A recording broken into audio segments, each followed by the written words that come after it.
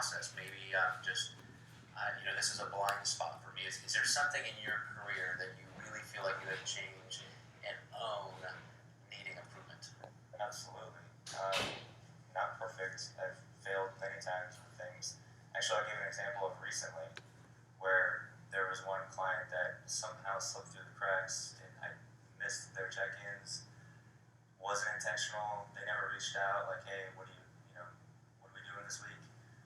And I found out that I missed them for like 2 or 3 weeks. I don't know how I did.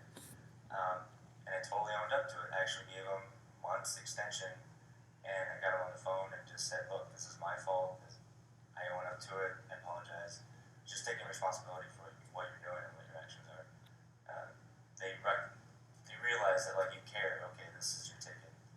Yeah. You're taking fault for it. Not that they said anything, but one guy was like, I didn't even really care. I was just doing my thing. And like, no, we need to make this right. And so, yeah, I think owning your mistakes is a huge part of the business. A huge part. Well, I mean, probably just being successful in life in general. Right. Taking responsibility for everything that happens in your life is something that I've kind of thought about over the last few years, but especially when it comes to coaching, always putting the decision in the favor of the client. And with the exceptions of like, there are situations probably where there's like a bad situation where you have to like put yourself first, but in most situations I would always favor the client. Extend them for a month, offer them a phone call, just whatever you feel can help that situation. Yeah. So continuing speaking about client needs and expectations, are there clients that have issues, medical issues, psychological issues that you think were so profound that you just had to say this is something that you need to go talk to somebody else with, because I want to be there for you and support you, but I'm not that capable. I'm not that person. Yeah, I can think of one right now. I had a girl that wanted to lose weight, and she wanted to lose extreme weight, and she'd tell me that she was verbally abused by her mom several times, and so I got to thinking that there was probably a problem from her childhood all the way to adulthood. And she came in my office and sat down and told me that she wanted to look like a skeleton, and she wanted to see every bone on her body. And at that point, I'm like, wow, this is way out of my scope. You really need to go get some help outside of me. I can't help you. Yeah, and similarly, like when I start working with a client and I start to recognize behaviors like, Coach, I binge ate. I don't know what's going on. I don't know why this is happening.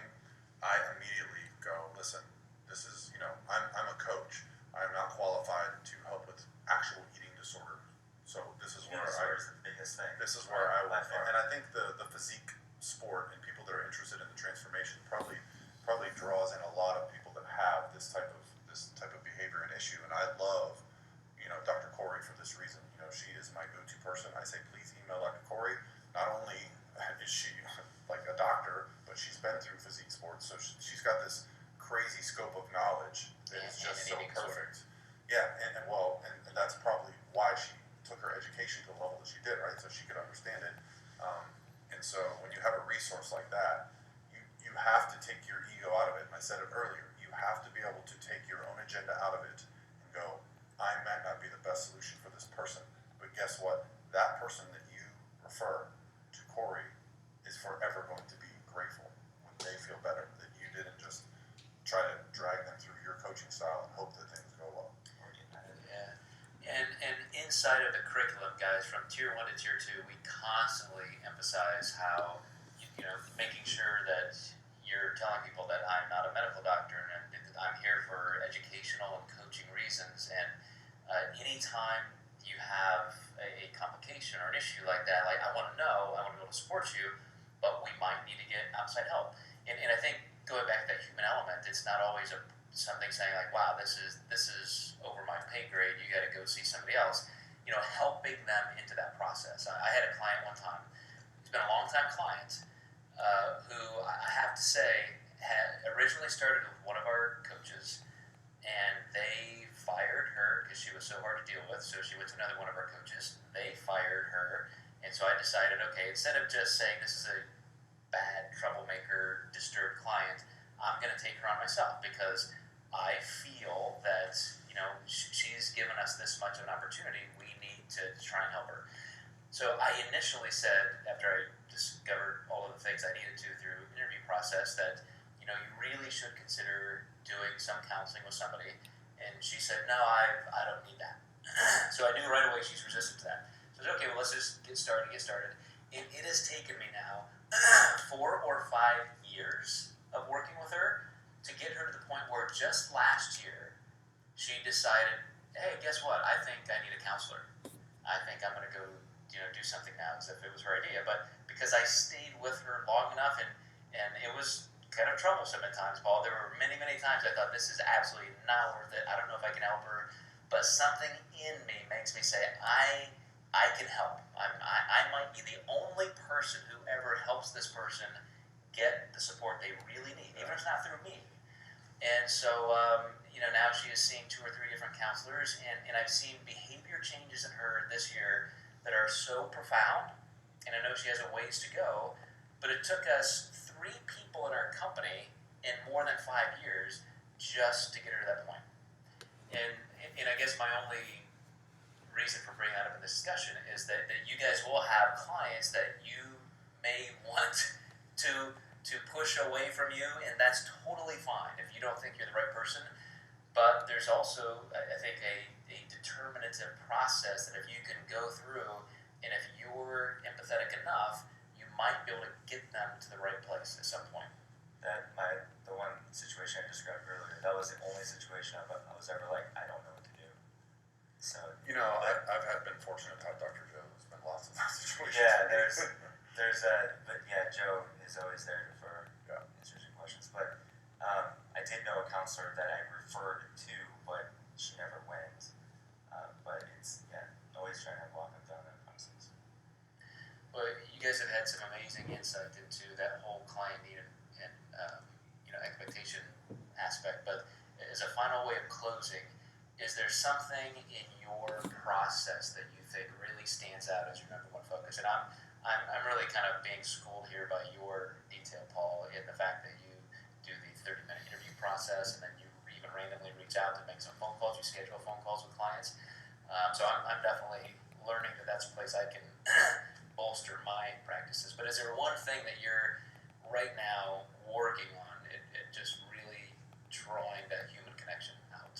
Yeah, I'm trying to eliminate the feeling that there is a wall between us, that they have to email me for something. So when you mentioned the phone call, although I do schedule phone calls with potential new clients, I have an entire schedule 5 days a week where any client at any time can schedule a phone call with me by clicking a button. I was nervous to do that because I realized I don't have the time to speak to every single client every single week, so I didn't know how that would go. But what I found was it created so much trust between them because they know at any point in time if they need to speak to me, I'm available. And it's always those hurdles with me, like not initially it was just working through email, and then I was like, oh, should I start doing phone calls with people, and then should I start sending people videos? Like every time I've stepped through one of those hurdles, gone to shows, I've just found that my enjoyment and the pleasure that I get from coaching has gone up because I'm now seeing how much better the clients feel about me, and it's just made the coaching process better. So it's scary. It's scary to think about, just having a schedule to speak at any given time, but it's just created, I don't know, much more enjoyment for me. Is there one thing you're focusing on, Tyler, to really enhance that client need exploration?